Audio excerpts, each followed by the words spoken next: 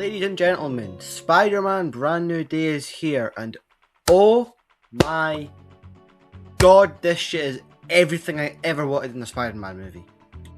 They really meant what they said when they said this for the fans, because this movie has solidified Tom Holland as the best Spider-Man out of all the Spider-Man movies, and it's not even close.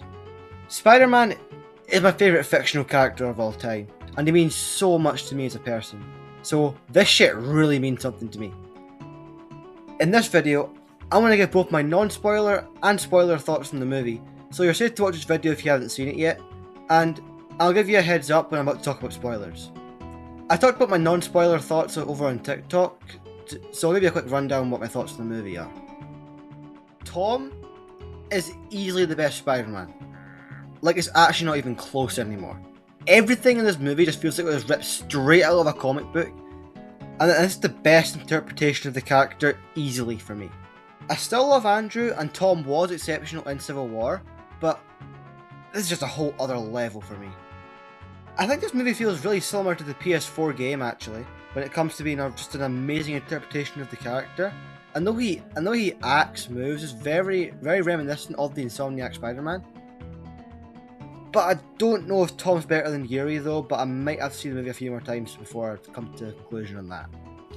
There was an interview of Tom saying that he was listening to podcasts and YouTube videos when making the movie, to see what the fans wanted, and they went above and beyond.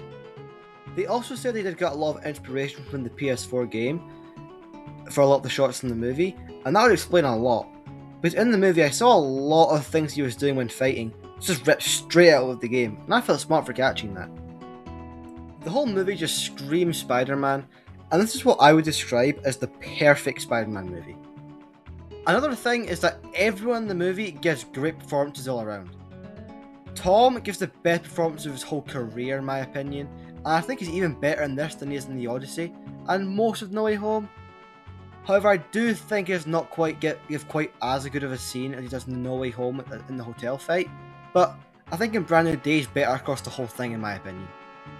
His line deliveries, the way he moves and acts is all exceptional, and he's easily the best Spider-Man we've ever gotten.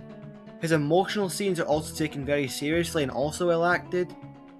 Zendaya also gives a great performance too. There's a scene later on in the movie that I will talk about in spoilers, and it's so good and probably my favourite scene in the movie in my opinion. I'll talk about MJ a bit later, but the real highlight of the movie for me is John Byrne that was Frank Castle. I've always loved Frank and I thought he was amazing in Daredevil and in the Punisher show, but he might be a top 5 MCU casting for me because he just steals the show every time he's on screen. Him and Tom interacting is probably some of the funniest stuff in the MCU in my opinion, and it's honestly I wish I got more of him in the movie, but I'm really happy at the amount of times he was in the movie because he has a really crucial role in it I think as well. Everyone in the movie gives a great performance in this movie, and I'd also just love seeing all these characters back and seeing them all interact again. Before I talk spoilers, I want to say one more thing, the movie does take a lot of aspects from the story of Spider-Man 2 and looks a lot like TASM 2. The movie feels like a combination of the two. Two movies I absolutely love to death for different reasons, in the sense that it takes the visuals, fighting and choreography and everything of TASM 2, and the story and pacing of Spider-Man 2. You've probably heard a lot of people say it's the best Spider-Man movie since Spider-Man 2, and yeah, I do think it's even better than Spider-Man 2, so if you love either of those two movies, you will definitely love this. Okay, so that's just about everything I want to talk about this non-spoiler, so if you don't want to get the movie spoiled for you, skip to this time on screen, just so you don't get the whole movie spoiled for you, and just skip to my closing remarks. 3, 2, 1, let me tell you something. First thing, let's just get the elephant out of the room real quick. Sadie Sink is playing Jean Grey. I think we all knew this going into the movie, so it's not that crazy, but my thoughts on her as the villain, I think she's fine, but there is one really clear problem with her that I do want to talk about. I think she is pretty good for the whole movie. I think she does pose a pretty big threat to Peter, like threatening MJ, and I think she is a solid villain, but my issue is, at the end, Peter just forgives her, and she just kind of rides off into the sunset without having no repercussions of her actions. Now, I know she's meant to be a good guy now, but in the process of her trying to find her sister, she caused countless property damage, killed several people in the process of it probably. She ran an old person into the street, let him get hit by a car, almost killed MJ, scarred Peter for life probably by hypnotizing MJ and kissing him. And after all of that, Peter still forgives her and she just gets away with it scot-free. Now, I understand that she was trying to find her sister, but you cannot tell me that psychologically scarring Peter for life, killing a random old guy in the street, and causing countless property damage was necessary in trying to find your sister. Like, there's not even like one scene of Jean trying to convince Peter that her sister was killed by these guys. I think you get one time where she says, "Oh, you're like on the wrong side" or something, but she doesn't give any evidence for it, or she doesn't even try to get Peter on her side. She just jumps straight to trying to psychologically damage him and trying to kill MJ. You cannot tell me that all this stuff was absolutely necessary for you trying to find your sister. But other than that problem with the villain, the movie as a whole is just brilliant all the way through it, I'm being totally honest. My absolute favourite thing about this film is the way that they handled Peter and MJ. So, in this film, MJ finds out that what happened after No Way Home. She finds the letter that Peter wrote and she finds it, and she's like, "Did you not think about telling me this?" And after Peter explains she didn't want to damage her, she says, "Well, shouldn't you think that that's my decision?" And after that, we get this absolutely amazing line with MJ saying, "I don't love you. I never knew you." And that scene for me is phenomenal. Now you see, kids, if this was another MCU movie that's not quite on the level of this one, what they would probably do is immediately rush to have the two of them get back together, or have our memories come back and have a really cheap, boring ending of Peter and MJ getting back together. That would be a very dumb decision because it would immediately undo the impact of No Way Home and have Peter be happy again. And that simply won't do. Peter Parker is not allowed to be happy ever again, and we must take everything he has. But no, on a real note, I love this scene to death, and I really think it was a mature choice to not have the two get back together, and it makes the No Way Home ending a lot better as a result, in my opinion, as well. A few other notable things about the movie is that I really do think it is reminiscent of Spider-Man 2, as Peter's character arc and him mutating is very similar to Spider-Man 2, but also the opposite, it's him getting stronger and not getting weaker. I do understand, I do get why a lot of people say it's very similar to Spider-Man 2. I also like why he references Peter 2, showing that he acknowledges the other two Spider-Men and shows what he learned from them, proving that No Way Home is not nostalgia bait and that Tobey and Andrew were important characters to the plot and not just cameos. Anyway, yeah, that was fun. There are a lot of really good fights in this, so I don't have time. I'm not going to go over all of them, but I do want to talk about the Hulk fight and the one towards the end of the movie. The Hulk fight is just freaking epic. Honestly, I think my favourite part about it was Frank and Peter beefing who's going to take on the Hulk and who's going to take on Jean. I think that was really funny seeing the two of them argue over that. But also, the fight just looks amazing, and seeing Peter fight the Hulk when he's crawling on top of him, webbing him up, going around the building, swinging him, pinning him to the wall, all of that is awesome, and probably some of the best Spider-Man fights I've seen in any Spider-Man movie. But I was a bit scared at the start, to be honest, because when it was Smart Hulk, I was like, have they clickbait us?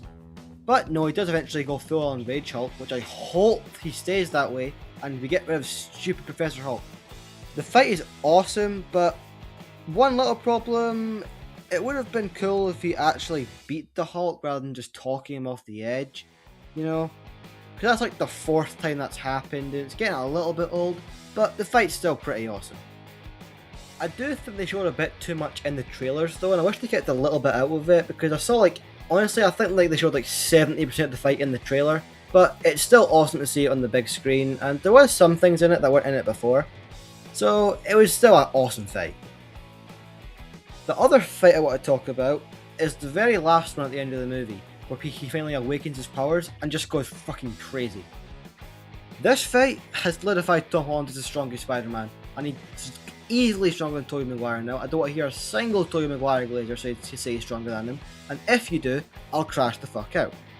This fight is also really similar to the PS4 games in the way he's moving, because when he's rolling around, flipping over, he popped his freaking ult in the air. Don't mess with the Amazing Spider-Man! It's just so cool to get to see him go crazy and just solo a whole room full of people, which we haven't actually seen in a Spider-Man movie yet. I think that's everything I want to talk about that's spoiler related. So I'll say one more thing about it that I think is actually kind of funny. It's funny that the movie with the one where Ned and MJ aren't in it is the one that I feel that Ned, MJ, and Peter are the closest in. There's one scene where when Peter is chilling with Ned and MJ, and then when they're building Legos together, just seeing the three of them all interact again, it feels really genuine, and it honestly feels more real than it does in any of the other Tom movies. Like when Peter's quoting Lord of the Rings and Ned and him are just like kind of chilling together, I think it's really cool to see the two of them be together again, and it's just really a really nice moment. Also, at the end of the movie, where they do when Ned's muscle memory remembers the handshake, it's really cool. But when he says Peter, I'm not sure if it's him remembering who Peter was, or just him realizing that he's Spider-Man, because Ned mentioned that Spider-Man's name was Peter earlier. I prefer to think that it's him realizing that he's Spider-Man, not him getting all his memories back. Because I think it would be a little bit silly if just a simple handshake managed to undo that whole thing, and a kiss from MJ didn't do that. So yeah, I hope Ned still doesn't remember who Peter is, and hope they can still sort of become friends again. Now I think that's just about everything I want to talk about. So I think that'll be enough spoilers for now. But for funsies, I'm going to say a fake spoiler so I can trick the non-spoiler people. And when Peter called Ned the CEO of Sex, oh my god! So, my final thoughts on the movie are: this is the best live-action Spider-Man movie, and Tom Holland is easily the best Spider-Man now. Like, I said this already, but it's not even close anymore. This is the best and most authentic version of the character we've ever gone in a movie. Tom Holland has officially reached spectacular and insomniac levels of Spider-Man now. I mean, in this movie, they were whipping up just straight happiness and absolute cinema. And this is also my favourite movie of the year so far for me. And it's dethroned No Way Home and The Avengers as my favourite MCU movie for me. If I had to say one bad thing, it would be the villain, but I almost don't even care. Spider-Man means so much to me as a character, and he's genuinely changed my life in so many ways, and is just a huge part of my childhood. And to get a live-action Spider-Man movie that perfectly captures how I saw him as a kid really means the world to me. If you've made it here, I'd really appreciate it if you like and subscribe if you haven't already, as you clearly enjoyed the video if you've made it here. These videos do take a long time to make and write, so if you could just do me a favour and subscribe down below, and like and comment what you thought of the video. Good night, New Yorkers. Everybody ask me how I know. I smiled at them and said she told me so. Everybody ask me how I know. I smiled at them and said she told me so. Everybody ask me